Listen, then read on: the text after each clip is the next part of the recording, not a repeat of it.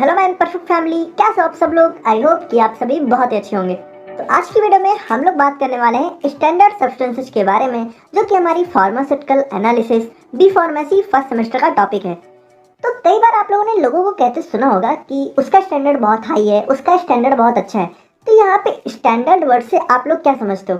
Standard से basically ये बताने की कोशिश की जाती है कि यार वो बहुत ही अच्छे कंडीशन में, उसकी हर एक चीज़ें बहुत ही अच्छी हैं। तो इसी तरीके से जो हमारी फार्मास्यूटिकल एनालिसिस होते हैं, तो उसमें जो हमारे स्टैंडर्ड सब्सटेंसेज होते हैं, ये हमारे बहुत ही ज़्यादा प्योर एजेंट्स होते हैं। यानी कि इनकी कंसेंट्रेशन, इनकी प्योरिटी पे हम लोग बिल्कुल भी शक नहीं कर सकते। और इनका यूज करके बेसिकली हम लोग जो ऐसे सब्सटेंस होते हैं जिनकी कंसेंट्रेशन हमें नहीं पता होती है, तो इनका यूज करके हम लोग उनकी कंसेंट्रेशन को भी डिफाइन करते हैं। तो यहाँ पे सबसे पहले अगर हम लोग डेफिनेशन की बात करें, तो स्टैंडर्ड सब्सटेंस हमारे बहुत ही ज़्यादा प्योर एजेंट्स होते हैं और इनकी जो कंसेंट्रेशन होती है वो हमें एक्यूरेटली पता होती है। मतलब इनकी कंसेंट्रेशन में हम लोग को सब कुछ पता होता है कि कितना है क्या है।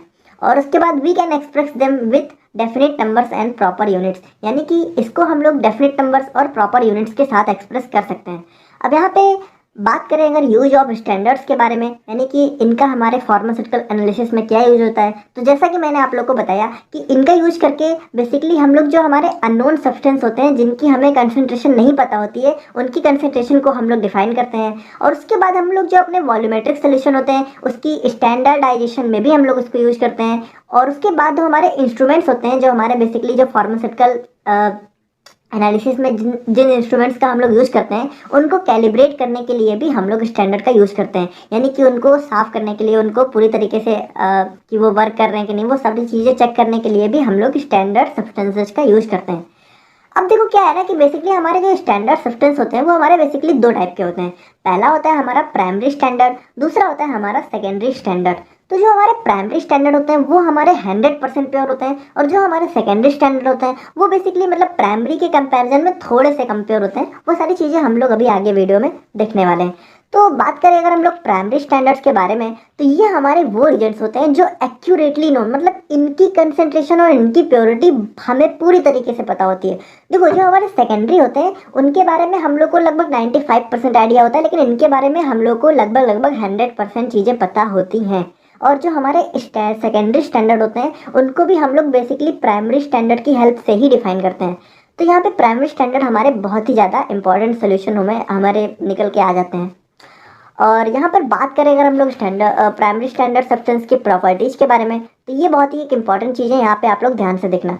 तो देखो क्या होता है कि हमारा जो प्राइमरी स्टैंडर्ड होता है वो हमारा 100% प्योर होता है। ऑल्दो हमारे जो 0.01 से 0.02% की इम्प्योरिटी होती है वो टॉलरेबल होती है, लेकिन आप लोग को पता है ये बहुत ही कम अमाउंट है, मतलब इतना तो कुछ पता ही नहीं चलता है। यानी कि ये हमारे बेसिकली 100% प्योर होते हैं। और दूसरी प्रॉपर्टी की बात करें तो ये हमारे इट शुड बी स्टेबल, मतलब ये हमारा जो एटमॉस्फेरिक कंडीशन, यानी कि जो हमारा नॉर्मल टेम्परेचर होता है, जो हमारा लाइक हमारा, आप लोगों को पता होगा कि हमारा रूम टेम्परेचर 25 डिग्री सेल्सियस के आसपास होता है। तो उस सारे टेम्परेचर और एटमॉस्फेरिक कंडीशन पे ये हमारा स्टेबल होता है, ठीक है। मतलब इसमें बिल्कुल भी कोई भी अनस्टेबिलिटी नहीं आती है। और इसके साथ साथ जो इसका मॉलिक्यूलर इक्विवेलेंट वेट होता है वो बहुत हाई होता है। अब देखो यहाँ पे हाई क्यों होता है, इस चीज़ को आप लोग समझिए। तो जो हमारा देखो क्या होता है कि जो हमारा प्राइमरी स्टैंडर्ड होता है, तो इसका मॉलिक्यूलर वेट इसलिए हाई होता है ताकि जब हम लोग इसको वे करें, यानी कि जब हम लोग इसके वेट का मेजरमेंट करते हैं, तो वो हमारा मतलब जैसा कि हम लोगों ने स्टार्टिंग में देखा था कि यहाँ पे अगर आप लोग देखें तो इसमें जो हमारी स्टैंडर्ड की प्रॉपर्टी थी कि we can express them with definite numbers and proper units.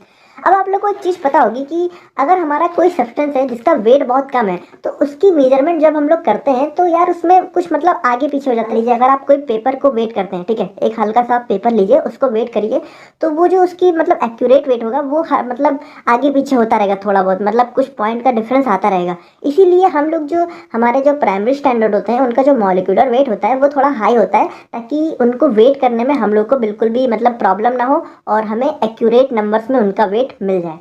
और जो हमारी चौथी प्रॉपर्टी होती है कि it must have high stability and low reactivity. तो स्टेबिलिटी को तो आप लोगों ने देख ही लिया था, पर लो रिएक्टिविटी का मतलब क्या है कि जैसे इसको हम लोग दूसरे मतलब सोल्यूशन की कंसंट्रेशन को डिफाइन करने के लिए यूज करते हैं। तो यार ऐसा नहीं होना चाहिए ना कि ये हमारा प्राइमरी स्टैंडर्ड उससे जाके रिएक्ट कर जाए। तो इसकी जो रिएक्टिविटी होती है वो बेसिकली बहुत ही लो होती है, यानी ये जल्दी रिएक्ट नहीं करते हैं। हमारे अगर इसकी फिफ्थ प्रॉपर्टी की बात करें तो it should be non hygroscopic and non toxic. तो अब हाइग्रोस्कोपिक क्या होता है? तो यहाँ पे हाइग्रोस्कोपिक का मतलब होता है कि जो हमारा, देखो क्या होता है कि हमारा जो एटमॉस्फेयर होता है, वातावरण होता है, उसमें हमारी कुछ नमी होती है, आप लोग को पता होगा। तो ऐसा नहीं होना चाहिए कि जो हमारा प्राइमरी स्टैंडर्ड है वो उस नमी के साथ मिलके उस पानी को सोख के मतलब थोड़ा मतलब हाइग्रोस्कोपिक हो जाए, थोड़ा सा मतलब वेट हो जाए, गीला हो जाए। तो ऐसी सारी चीज़ें उसके साथ नहीं होनी चाहिए और नहीं होती हैं। और नॉन टॉक्सिक मतलब कि टॉक्सिक तो बिल्कुल नहीं होना चाहिए। और यहाँ पे अगर हम लोग सिक्स प्रॉपर्टी की बात करें तो it must be inexpensive and readily available. इन सारी प्रॉपर्टी के साथ साथ जो हमारा प्राइमरी स्टैंडर्ड है वो ज़्यादा महंगा भी नहीं होना चाहिए, क्योंकि आप लोग को पता है कि यार इसका यूज़ तो बहुत ज़्यादा है हमारे एनालिसिस में। क्योंकि हम लोग को कई सारे, हमारे लगभग ज़्यादातर सोल्यूशन हमें ऐसे ही होते हैं जिनकी कंसंट्रेशन हमें नहीं पता होती है। तो प्राइमरी स्टैंडर्ड का ही यूज़ करके तो हम लोग उनकी कंसंट्रेशन को डिफाइन करते हैं। तो ये ज़्यादा महंगा होगा तो यार हम लोग खरीद ही नहीं पाएंगे ना, तो इसकी ज़रूरत बहुत ज़्यादा पड़ती है। और ये रेडली अवेलेबल यानी कि ये मतलब आसानी से उपलब्ध भी होना चाहिए। ऐसा नहीं हो कि यार इसको ढूंढने में हम लोग को बहुत ज़्यादा टाइम लग रहा है। तो ये सारी कुछ प्रॉपर्टी होती है जो कि हमारे प्राइमरी स्टैंडर्ड के अंदर होनी चाहिए।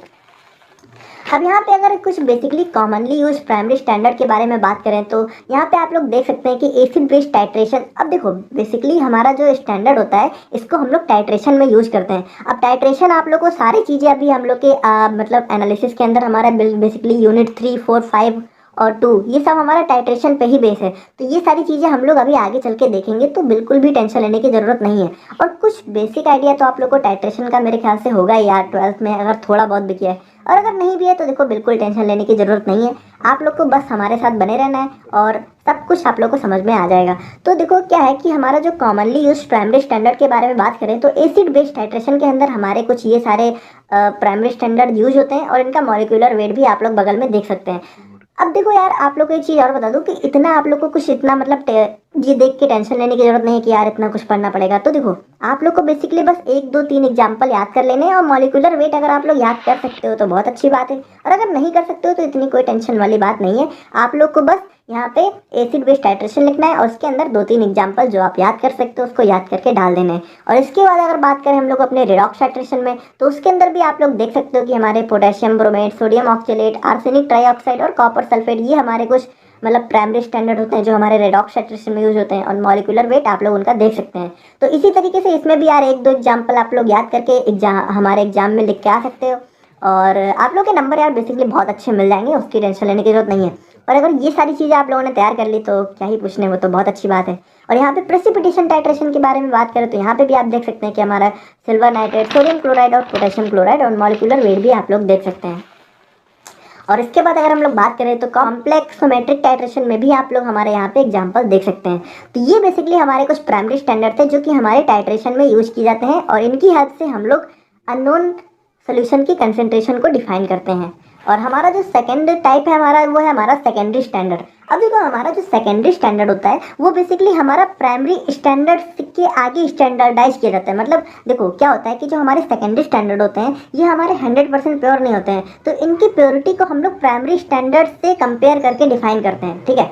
ऑल्दो देखो प्योर ये भी बहुत ज़्यादा होते हैं बट प्राइमरी स्टैंडर्ड से कंपेयर किया जाए तो ये थोड़ा मतलब कम होते हैं और इनका भी यूज बेसिकली हम लोग अननोन सोल्यूशन की कंसंट्रेशन को डिफाइन करने के लिए करते हैं। अच्छा देखो अब बात करते हैं कि अगर हमारा प्राइमरी स्टैंडर्ड है तो हम लोग को सेकेंडरी स्टैंडर्ड की ज़रूरत क्या पड़ती है।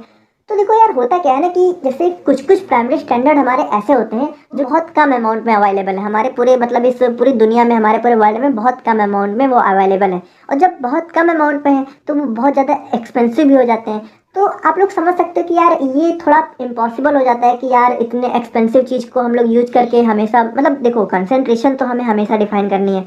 तो यार इतना सारा प्राइमरी स्टैंडर्ड हम लोग कहाँ से लाएं। तो यार सेकेंडरी स्टैंडर्ड बेसिकली क्या होते हैं कि इसको हम लोग प्राइमरी स्टैंडर्ड के थोड़ा बहुत प्राइमरी स्टैंडर्ड की हेल्प लेते हुए हम लोग उसको प्रिपेयर करते हैं। और ये हम लोग बेसिकली जैसे कि हम लोगों ने थोड़ा सा प्राइमरी स्टैंडर्ड लिया, ठीक है, और उसकी हेल्प से हम लोगों ने बहुत सारा सेकेंडरी स्टैंडर्ड प्रिपेयर कर लिया। अब हमारे पास ये सफिशिएंट अमाउंट में हो जाता है जिससे हम लोग अननोन सोल्यूशन की कंसंट्रेशन को डिफाइन कर देते हैं। और उसके बाद अगर यहाँ पे आप लोग देख सकते हैं कि they are basically used in standardization process and for calibrating instruments, ठीक है। और यहाँ पे इसके प्रॉपर्टीज के बारे में बात करें तो ये हमारे प्राइमरी स्टैंडर्ड के कंपैरिजन में लेस प्योर होते हैं। अच्छा देखो, एक बात आप लोगों को और बता दूं यहाँ पे एग्जाम में लिखने के लिए कि देखो, जैसे हम लोगों ने, अगर आप लोगों ने प्राइमरी स्टैंडर्ड की प्रॉपर्टी यहाँ पे देखी थी, तो ये सारी प्रॉपर्टी अगर आप लोगों ने याद कर ली, तो सेकेंडरी स्टैंडर्ड में आप लोग को बस यही लिख के आना है कि जैसे यहाँ पे लिखा हुआ है it must have high molecular weight and equivalent weight. तो सेकेंडरी स्टैंडर्ड में क्या लिखना है आप लोग को कि इट मस्ट, तो it have low molecular weight and low equivalent weight compare to primary standard. जैसे कि यहाँ पे अगर आप लोग देखेंगे तो यहाँ पे आप लोग देखिए कि यहाँ पे बिल्कुल कंपैरिजन करके इसकी प्रॉपर्टी को डिफाइन करना है। Less pure than primary standard, less stable and more reactive compare to primary standard, and they are titrated against primary standard. और इसी तरीके से आप 2-3 पॉइंट और जोड़ सकते हैं वहाँ से कंपेयर करके। अब यहाँ पे बेसिकली बात करें अगर हमारे कुछ कॉमनली यूज्ड सेकेंडरी स्टैंडर्ड के बारे में, तो यहाँ पे आप लोग देख सकते हैं कि एसिड बेस टाइट्रेशन जैसे वहाँ पे था, वहाँ पे हम लोग जो सब्सटेंस यूज करते थे, तो यहाँ पे कुछ दूसरे हैं जो कि हमारे सेकेंडरी स्टैंडर्ड है। तो यहाँ पे आप लोग नाम देख सकते हैं hydrochloric acid, sulphuric acid, sodium hydroxide और परक्लोरिक एसिड। ठीक है, और इसी तरीके से हमारे, अब देखो जैसा कि मैंने आप लोगों को वहाँ बताया था कि 2-3 एग्जाम्पल आप लोगों को याद करने हैं, उसी तरीके से यहाँ पे भी आप 2-3 एग्जाम्पल याद कर लीजिए।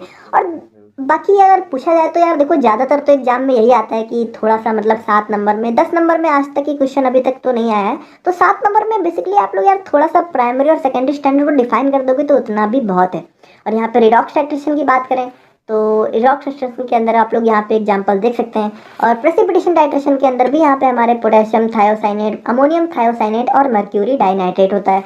और यहाँ पे कॉम्प्लेक्सोमेट्रिक टाइट्रेशन के अंदर भी आप लोग यहाँ पे एग्जाम्पल देख सकते हैं। तो बेसिकली इतना ही था हमारे प्राइमरी और सेकेंडरी स्टैंडर्ड के बारे में। और अगली वीडियो हमारी एरर के ऊपर होने वाली है, जिसमें हम लोग types of error, sources of error और यहाँ पे सारे एरर के अंदर हर एक टॉपिक को कवर करेंगे। और बाकी अगर आज की वीडियो में अगर कुछ नहीं समझ में आया हो तो कमेंट करके बताना जरूर। और नोट्स इसकी डिस्क्रिप्शन में बहुत जल्द अवेलेबल करवा दी जाएगी जैसे ही हमारा फर्स्ट यूनिट कंप्लीट होगा। और बाकी मिलते हैं नेक्स्ट वीडियो में। Thank you so much.